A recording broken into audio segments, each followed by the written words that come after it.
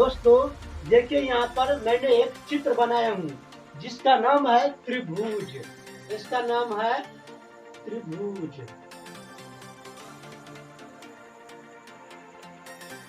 हाँ दोस्तों, मैं जो चित्र बनाया हूँ वो त्रिभुज है।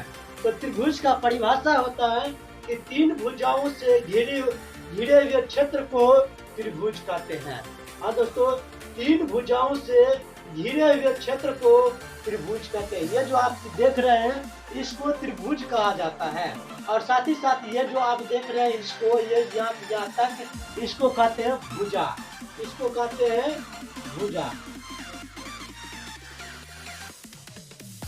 इसको अंग्रेजी में कहते हैं साइड।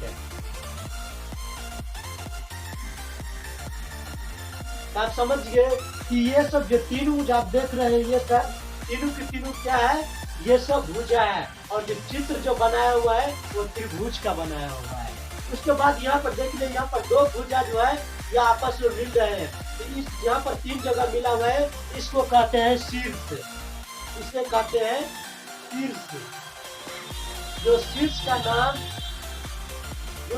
नाम A B C रखा गया है। आप अपनी इच्छा अनुसार कुछ भी रख सकते हैं। एक बार पुनः देख लीजिए, ये जो तीन भुजा दिया गया है, ये तीन भुजाओं से घिरे हुए क्षेत्र को त्रिभुज कहते हैं। यानी कि ये वाला स्थान त्रिभुज हो गया। उसके बाद इसको जो त्रिभुज का कोई भी टुकड़ा, कोई भी भाग उनकी भुजा कहलाती है। तो यहाँ पर देख लिए AB BC तथा AC है वो त्रिभुज का भुजा है। उसके बाद यहाँ पर देख लिए शीर्ष। जब त्रिभुज के किसी एक बिंदु पर दो रेखाएं या दो भुजा मिलते हैं तो उसके जो वो मिलाने वाला बिंदु जो होता है उसे शीर्ष कहते हैं। यहाँ पर देख लीजिए, ये जो भुजा है AB और AC A बिंदु पर जाकर मिलता है। यही बिंदु मिलाने वाला जो बिंदु होता है इसे कहते हैं शीर्ष। इसे कहते हैं शीर्ष। इस प्रकार त्रिभुज के बारे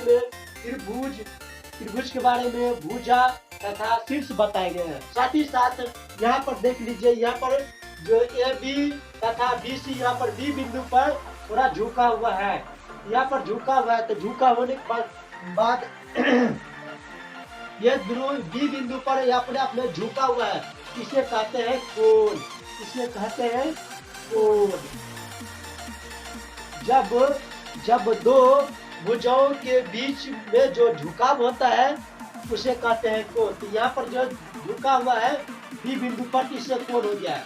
यहाँ पर भी देख लीजिए, यहाँ पर C बिंदु पर झुका हुआ है BC तथा AC। तो इसके बीच में झुका कोण जो होता है, झुका हुआ जो होता है उसके बीच में जो खाली स्थान, तो इसी को कहते हैं कोण। इसी को कहते हैं कोण। उसके बाद यहाँ पर देख लीजिए AB तथा AC, यहाँ पर जो बिंदु A पर जो मिलते हैं उसके बाद जो दोनों के बीच, दो भुजाओं के बीच जो झुकाव होते हैं वही कोण कहलाते हैं। तो इस प्रकार ये कोण का निर्माण हो जाती है। इस प्रकार त्रिभुज में शीर्षों की संख्या 3 हो जाते हैं। साथ ही साथ कोण, यहाँ पर देख सकते हैं कोण। यहाँ पर जो कोण है, कोण A, कोण B A C या बराबर कोण, इसे A भी लिख सकते हैं। कोण A B C बराबर कोण B भी लिख सकते हैं तथा कोण B C A बराबर कोण A भी लिख सकते हैं। तो कोण लिखने का दो तरीका होता है कि वो जहाँ पर कोण रहता है वो वाले शीर्ष वाला जो बिंदु होता है, यानी कि वो चीज जो नाम रहता है वो चीज बीच में रहता है। इसीलिए हमने A B C बराबर, यहाँ पर A B C बराबर कोण क्या लिखा, B। यहाँ पर जो कोण वाले जो रहते हैं वो बीच में हमेशा रहना चाहिए। ठीक उसी तरह B A C बराबर कोण क्या हो जाएगा, कोण A हो जाएगा। इसीलिए हमने B A C बराबर कोण A लिखा। उसके बाद यहाँ पर देख लीजिए कोण B C A, यहाँ पर B C A बराबर कोण C हो जाता है। कोण सी हो जाती है, क्योंकि ये बिंदु बी कोण जो है हमेशा बीच में रहता है। कोण जो यहाँ पर होता है वो हमेशा बीच में, इसीलिए इसको बीच में सी लिखा गया। यहाँ पर देखिए सी बी कोण है जो बीच में बी है, कोण ए है तो कोण ए है, इसलिए इसको बी ए सी कोण ए लिखा, ए बी सी कोण बी तथा कोण बी सी ए बराबर कोण सी लिखा है। कोण के बारे में समझ गए। अब मैं आगे दिखाता हूँ। उसके बाद भुजा के आधार पर त्रिभुज को 3 भागों में बांटे गए हैं। तो मैं यहाँ पर लिख देता हूँ, भुजा के आधार पर, भुजाओं के आधार पर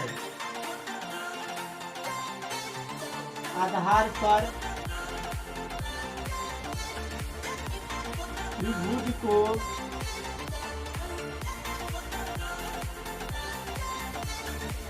तीन भागों में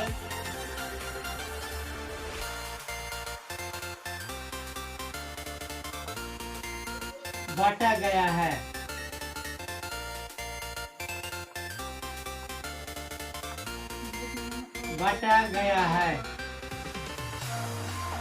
यहाँ पर देख लीजिए, भुजाओं के आधार पर त्रिभुज को 3 भागों में बांटा गया है, जिसका पहला नाम होता है वो होता है समबाहु त्रिभुज।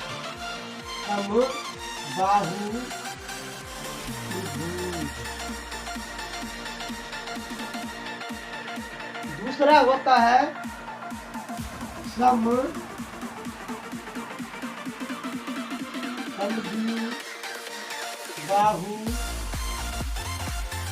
त्रिभुज तथा तीसरा जो होता है समकोण त्रिभुज।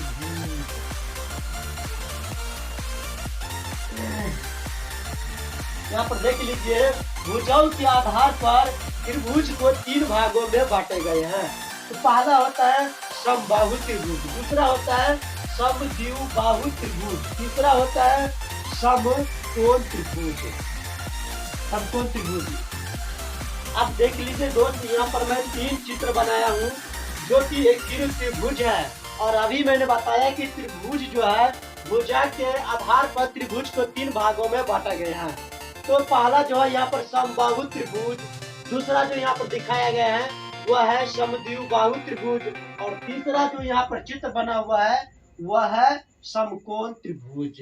तो मैं आपको तीनों के बारे में थोड़ा जानकारी देता हूँ।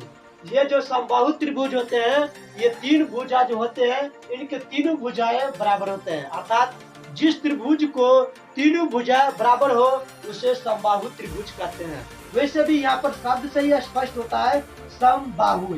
सम मतलब बराबर, बाहु मतलब भुजा। जिस त्रिभुज की तीनों भुजा बराबर हो तथा प्रत्येक कोण 60 डिग्री का हो तो वो त्रिभुज समबाहु त्रिभुज कहलाता है। यहाँ पर दूसरा चित्र देख लीजिए, ABC जिसका नाम है वो समद्विबाहु त्रिभुज है। समद्विबाहु त्रिभुज का मतलब होता है जिस त्रिभुज का मात्र 2 भुजा बराबर हो उसे समबाहु त्रिभुज कहते हैं। उसके बाद यहाँ पर देख लीजिए, समद्विबाहु त्रिभुज कहते हैं। उसके बाद तीसरा देख लीजिए, यहाँ पर चित्र जो दिया गया है यह है समकोण त्रिभुज। समकोण त्रिभुज का मतलब होता है जिस त्रिभुज का कोई एक कोण 90 डिग्री का हो, यानी कि वो 90 डिग्री का हो, उसे समकोण त्रिभुज कहते हैं। तो समझ गए कि जिस त्रिभुज का तीनों भुजा बराबर हो वो समबाहु त्रिभुज, और जिस त्रिभुज के 2 भुजा मात्र बराबर हो और एक विषम हो उसे समद्विबाहु त्रिभुज कहते हैं। और जिस त्रिभुज में कोई एक कोण 90 डिग्री का होगा तो उसे समकोण त्रिभुज कहते हैं।